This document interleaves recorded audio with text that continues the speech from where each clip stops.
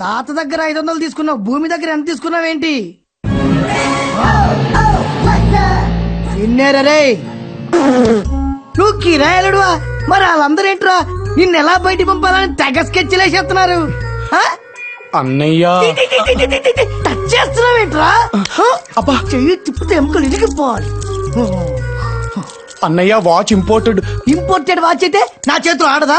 గుద్దుతే గుండె 16 ముక్కలైపోద్ది.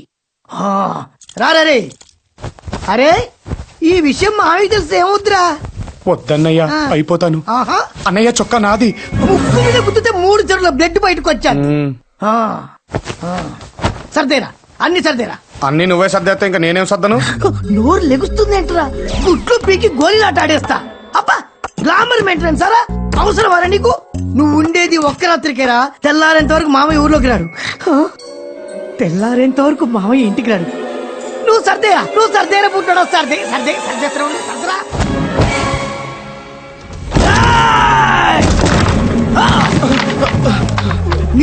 నిద్రలా పట్టిందిరా నీకు?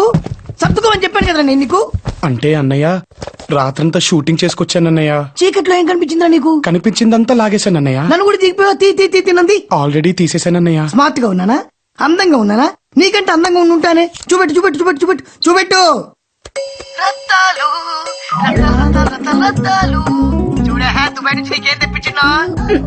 సెంటు సీసాలు పౌడర్ డబ్బాలా? 2 రోజులు ఆగేశా. మనకు తెక్కలోడు దొరికాడు. మావయ్య ఊరు నుంచి రావడం, మనం వాడి గురించి చెప్పాడం, రైస్ బిల్లు మన సొంతం అయిపోవడం. ఆ తర్వాత అంతా చపక్. కర్మ అన్నయ్య కర్మ. అప్పుడే ప్యాంట్ పొడిగింది వచ్చుగా. ఇంపోర్టెడ్ వాచ్ అన్న, జాగ్రత్త. రేయ్ ఈ చిట్టిగాని చాలా తక్కువ అంచనా వేసావురా. ఏంట్రా ఇది? సీడీ. ఆ బొమ్మ మొత్తం ఇందులో ఉంది. ఇంకో 30-40 ఉన్నాయి.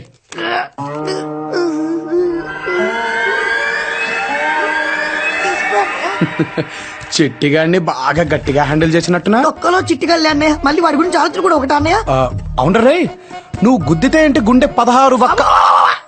కళ్ళు పీకి గోళీలాడేసుకుంటా. ముక్కు మీద గుద్దితే 3 చెరువుల రక్తం.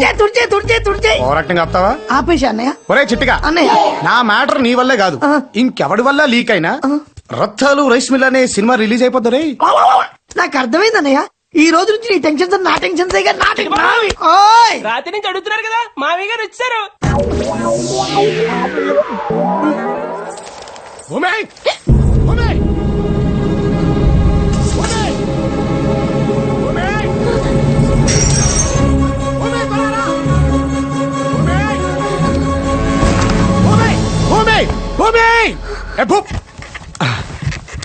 మన ఇద్దరం లవర్స్ అని అందరినీ నమ్మిద్దామని అలా పిలిచా. బాగుందా? లవర్స్ ని ఎలా పిలుస్తారా క్రేష్? ఏ అలా అనిపించలేదా? మరి నీ ఫ్రెండ్ ఏంటి ఒరే గిరి అని పిలిచేస్తా ఉంటది? అమ్మో, దాన్ని అర్జెంట్ గా కంట్రోల్లో పెట్టాలి. సరే టిఫిన్ చేద్దు గాని రా. భూమి, లంగా ఓణీలో బాగున్నావు, నాట్ బ్యాడ్. సరే రా. అమ్మాయి ఎంతసేపే? అన్నయ్య రా కూర్చో. ఎరా భయమా వినయమా? భయంతో కూడిన వినయ గౌరవం అన్నయ్య. కూర్చో. ఈ రోజు నీకు ఈ 2 ఈ ప్లేట్ బయట వాళ్ళకి కాదు, ఇంట్లో వాళ్ళకి. మా మహాలక్ష్మి అత్తయ్య పొగిడితే చాలు పడిపోతుంది. అవునండి, దేవతలాంటి మిమ్మల్ని ఇంట్లో పెట్టుకుని మరి భూమి ఏంటండి వేరెవరినో పొగిడింది? ఎవరిని పొగిడింది? అదేనండి ఆవిడ పేరేదో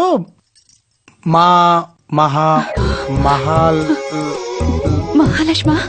కరెక్ట్ అండి, ఆవిడే. అసలు మీరుండగా ఆవిడ గురించి చెప్పడం నాకేం నచ్చలేదండి.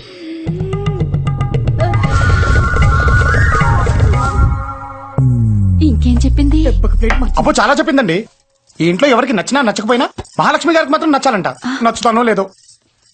బాబు అమ్మ వద్దే. ఏంటండి? ఆ మహాలక్ష్మిని నేనే. మీరా? మహాలక్ష్మి అంటే మీరా? ఏ భూమి, ఎంత ధైర్యం దానికి? లేకపోతే మీతో దోశలు పెట్టిస్తుందా నాకు? అయ్యో నువ్వు కూర్చో బాబు, నువ్వు కూర్చో. ఏంటి క్రిష్ నువ్వు ఆగవే, నువ్వు తింటుండు, నేను ఇప్పుడే వచ్చేస్తాను. అలాగే. అయ్యో అమ్మో ఓరి నాయనో ఓ దేవుడో, నువ్వు మామూలు నటుడివి కాదు, అంటే నట సార్వభౌముడివి. ఏంటత్తయ్య, ఇదిగో ఎవరికి నచ్చినా నచ్చకపోయినా నాకు మాత్రం పిచ్చ పిచ్చిగా నచ్చేశాడు. నాకు నచ్చాడని ఎవరికి చెప్పకే. క్రిష్ బాబు ఆగు, ఇంకో 2 దోశ తీసుకొస్తాను. అయ్యా ఈ ఎద్దులు 2 ముసలై అయిపోయాయి, ఎందుకు పనికొచ్చేలా లేవు, ఏం చేయమంటారు? అవి కనీసం ఇన్నాళ్ళు ఇంటి కోసం పనిచేసాయి. అసలు ఏ పని పాట లేకుండా ఇంట్లో పడి 2 పూట్ల మేసేవాళ్ళు చాలా మంది ఉన్నారు. వాళ్ళతో పాటు వీటికి కూడా వేసేయండి. అన్నయ్య వాడంతా మనలే కదూ. ఏంటి డౌటా? కొంపదీసి రోషం వచ్చి వెళ్ళిపోతావు ఏట్రా? కావాలంటే నువ్వెళ్ళు. ఆ? దసరా పండుగ దగ్గరలో ఉంటే నేను ఎటు వెళ్తాను?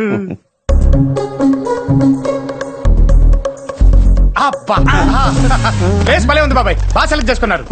నువ్వేంటి ఇక్కడ లేక అదేంటి బాబాయ్ అలానే సో ఎప్పటికైనా నేను కూడా మీలాగే సెటిల్ అవ్వాల్సింది ఇక్కడేగా. ఈ ప్లేస్ మనం ముగ్గురం పంచుకుందాం. ఏంటి అవును బాబాయ్, మిమ్మల్ని చూసి నేను ఫిక్స్ అయిపోయా. ఎల్లరక్క వచ్చేస్తానా? ఇప్పుడు ఎట్టా వాడు వచ్చాడు అనుకో, వాడు అసలు అడుగుతాడు, మనం కొసలు అవుతాం. మరి ఇప్పుడు ఏం చేద్దాం? బొట్లో వేసేసుకుందాం. మరి బుడ్డ ఇదిగో అబ్బు, ఈ ఇంట్లో నీతో ఎవరు మాట్లాడు, కొత్త మాట్లాడేది మేమే. నీకేం కావాలని మమ్మల్ని అడుగు. అలాగే బాబాయ్. ఏమో. బావా ఎంత చెప్పినా వింటలేదు బావా, వచ్చి మా మధ్యలో కూకున్నాడు. పిలవగానే తోక ఊపుకుంటూ వచ్చినప్పుడే తెలుస్తుంది ఏ జాతం. జాగ్రత్త. అలాగే బావా.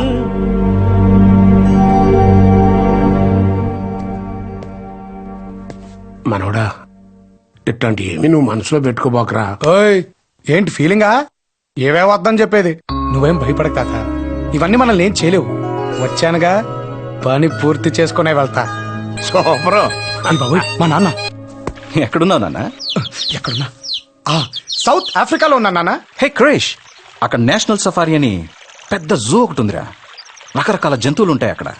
నీ లైఫ్ లో ఎప్పుడు చూసుండవు.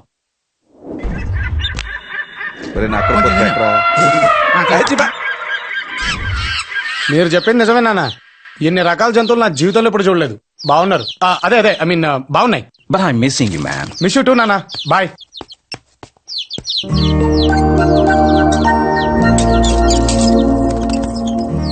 మా నాన్న నేను ప్రపంచం మొత్తం తిరిగేస్తాను అనుకుంటున్నాడు. నువ్వు నా కనీసం నీ ఊరు కూడా చూపించట్లేదు. సారీ, 5 minutes బయటికి వెళ్దాం. ఈ కనిపించే పొలమంతా మాదే. వెనకాల ఇంత ఉన్నప్పుడు అందమైన నీ కూతురుతో పాటు ఆస్తిని కూడా లాక్కెళ్ళిపోతానంటే మీ నాన్నకే కాదు, ఏ నాన్నకైనా బాధగానే ఉంటుంది. క్రిష్, కళ్ళు తగ్గుదావా క్రిష్? Come fast.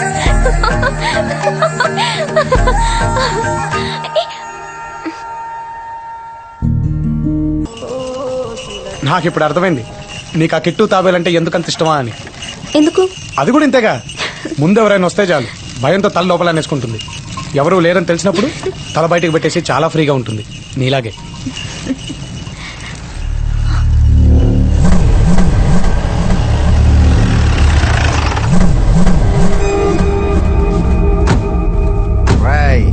ఈ ఊర్లో నువ్వు ఉండేది ఇంకా కొన్ని రోజులేరా.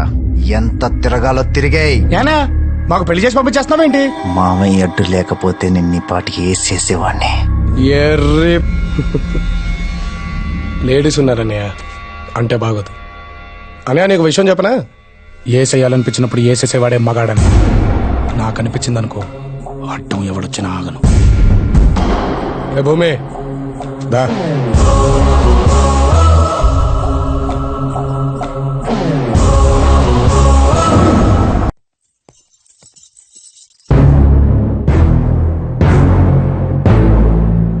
లీడైపోయాడు.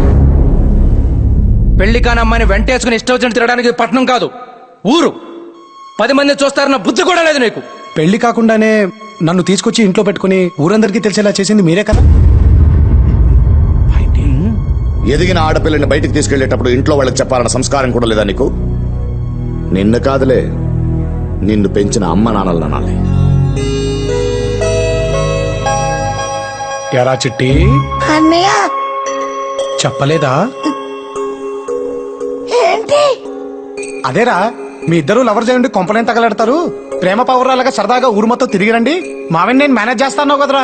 మరి చేయలేదా? అలా చెప్పానా? ఏరా చెప్పావా? అది నాన్న చెప్పానంటే అలా చూస్తున్నాడేంటి? అన్నయ్య చెప్తే చెప్పినట్టే మాయ.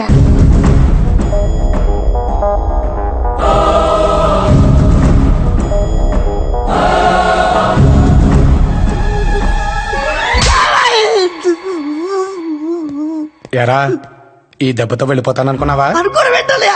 ఆల్రెడీ నీ పెట్టి కూడా సర్దేశా. 1 నిమిట్ టైం ఇస్తే యాస్టీజ్ గా సర్దేస్తానయ్య. ప్రామిస్ అమ్మతోడు. ఈ టైంలో ఎవరు అన్నయ్య? నా అసలు గర్ల్ ఫ్రెండ్ రా, మాట్లాడేసి వస్తా. అన్నీ నాకే తెలుస్తున్నాయి ఏంటో. ఏరా సెటిల్ అయ్యావా? అయిపోమంటావా?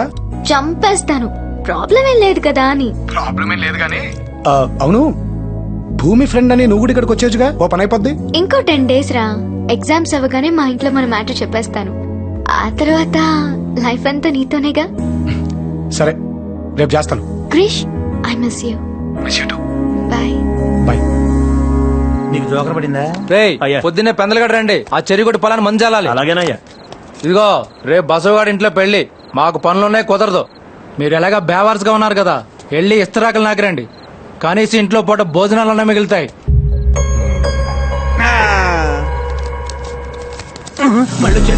ఎవరిని బాబాయ్? అదిగో ఇదిగో అని పిలిచేస్తున్నాడు. ఇంకెవరిని? మమ్మల్ని. ఏంటి బాబాయ్ ఇది? అక్కనిచ్చిన బావే కదా, బావనే మర్యాద లేకుండా మాట్లాడతాడేంటి? అదే కదా మరి. నాకు నచ్చలేదు బాబాయ్, ఇది చాలా అన్యాయం. రండి తేల్చేసుకుందాం.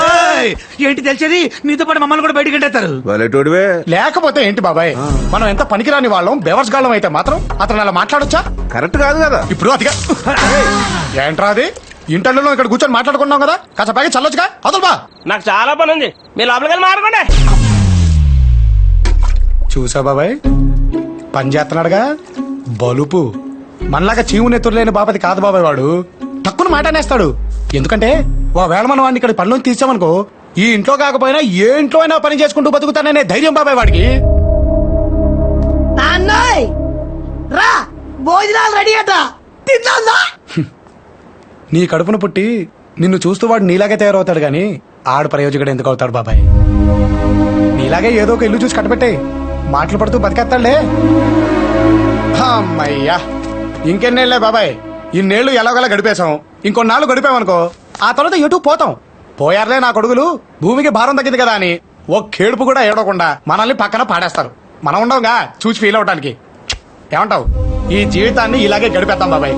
ఇదిగో ఈ అరుగున్నంత కాలం మన జీవితానికి ఢోకానే లేదు బాబాయ్. ఉంటా మరి, ఉంటా.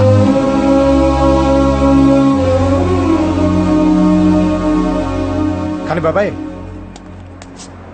ఒక్కటి మాత్రం ఖచ్చితంగా చెప్పగలుగుతాను, బ్రతికినంత కాలం ఏం బ్రతుకురా వీళ్ళది అని నలుగురు అనుకోవడం కంటే, చచ్చిపోయిన తర్వాత ఏం బ్రతికారా వీళ్ళు అని అదే నలుగురు అనుకునేలా ట్రై చేయండి బాబాయ్. ఈ జన్మకు అర్థం ఉంటుంది.